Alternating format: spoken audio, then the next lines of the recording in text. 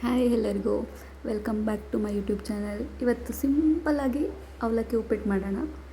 ಇದೆಲ್ಲ ಬೇಕಾಗಿರೋ ಐಟಮ್ಸು: ತೊಳೆದಿರೋ ಅವಲಕ್ಕಿ, ಆನಿಯನ್ನು, ಟೊಮ್ಯಾಟೊ ಎಲ್ಲ ತೊಗೊಂಡಿದೆ.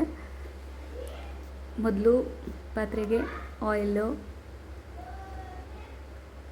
ಆಯಿಲ್ ಕಾದ್ಮೇಲೆ ಸ್ವಲ್ಪ ಸಾಸಿವೆ,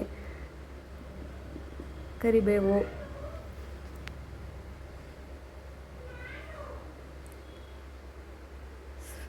ಸ್ವಲ್ಪ ಕಡಲೆಬೇಳೆ, ಉದ್ದಿನಬೇಳೆ ಎರಡು ಹಾಕಿ ಗೋಲ್ಡನ್ ಬ್ರೌನ್ ಬರೋ ತನಕ ಫ್ರೈ ಮಾಡಿಕೊಂಡು ಸ್ವಲ್ಪ ಫ್ರೈ ಮಾಡೋಣ.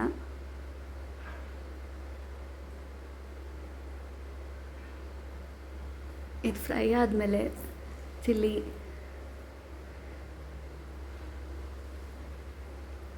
ಚಿಲ್ಲಿನೂ ಸ್ವಲ್ಪ ಫ್ರೈ ಮಾಡಿಕೊಂಡು, ಇದಾದಮೇಲೆ ಆನಿಯನ್ ಹಾಕೋಣ. ಆನಿಯನ್ನು ಅಷ್ಟೇ ಸ್ವಲ್ಪ ಫ್ರೈ ಮಾಡ್ಕೊಳ್ಳೋಣ. ಹಾಗೆ ಸ್ವಲ್ಪ ಫ್ರೈ ಆದಮೇಲೆ ಆನಿಯನ್ನು ಸ್ವಲ್ಪ ಗೋಲ್ಡನ್ ಬ್ರೌನ್ ಬರೋ ತನಕ ಫ್ರೈ ಮಾಡ್ಕೊಳ್ಳೋಣ. ಆನಿಯನ್ ಸ್ವಲ್ಪ ಫ್ರೈ ಆಗಲಿ. ಸ್ವಲ್ಪ ಮಾತಾಡೋದ್ರಲ್ಲಿ ಸ್ಲೋ ಇದ್ದೀನಿ.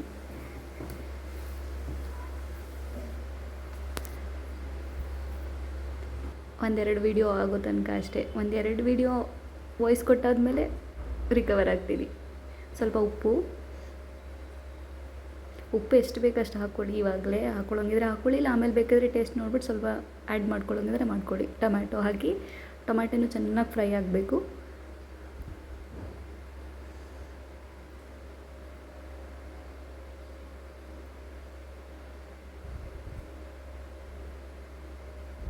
ಟೊಮ್ಯಾಟೊ ಹಾಗೆ ಫ್ರೈ ಆದಮೇಲೆ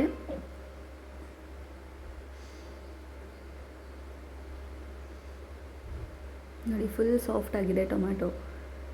ಅದಾದಮೇಲೆ ಸ್ವಲ್ಪ ಚಿಟಿಕೆ ಅರಿಶಿನ ಹಾಕಿ ಅದನ್ನು ಫ್ರೈ ಮಾಡ್ಕೊಳ್ಳೋಣ.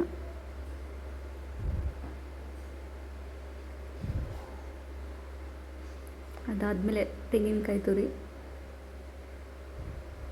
ನಿಮಗೆ ತೆಂಗಿನಕಾಯಿ ತುರಿ ಮತ್ತು ಲೆಮನ್ ಹಾಕಿದ್ರೇ ಸ್ವಲ್ಪ ಟೇಸ್ಟು ಚೆನ್ನಾಗಿರುತ್ತೆ.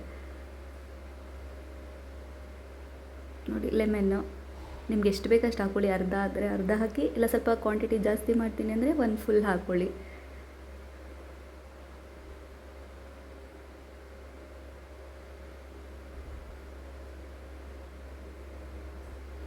ಅದು ಫ್ರೈ ಆದಮೇಲೆ ಅವಲಕ್ಕಿ ಆ್ಯಡ್ ಮಾಡ್ಕೊಳ್ಳಿ.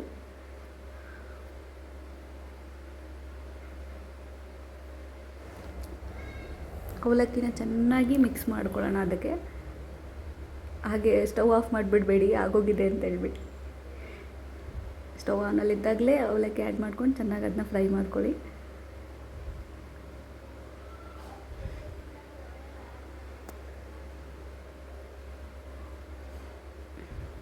ನೋಡಿ, ಎಷ್ಟು ಬೇಗ ರೆಡಿಯಾಗಿದೆ ಅವಲಕ್ಕಿ ಉಪ್ಪಿಟ್ಟು. ಸೊ ಸಿಂಪಲ್ ಅಲ್ಲ?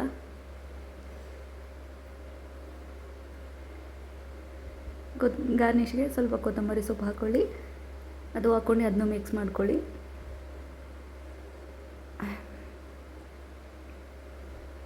ಸಾರಿ, ತುಂಬ ಸ್ಲೋ ಆಗಿ ಮಾತಾಡ್ತಾ ಇದ್ದೀನಿ. ನೋಡಿ, ಎಷ್ಟು ಚೆನ್ನಾಗಾಗಿದೆ ಅವಲಕ್ಕಿ ಉಪ್ಪಿಟ್ಟು. ಹೀಗೆ ಸಿಂಪಲ್ಲಾಗಿ ನೆಕ್ಸ್ಟ್ ಟೈಮ್ ನೋಡೋಣ ಮತ್ತೆ ಅಡುಗೆ ಯಾವ ಥರ ಮಾಡ್ತೀನಿ ಅಂತ.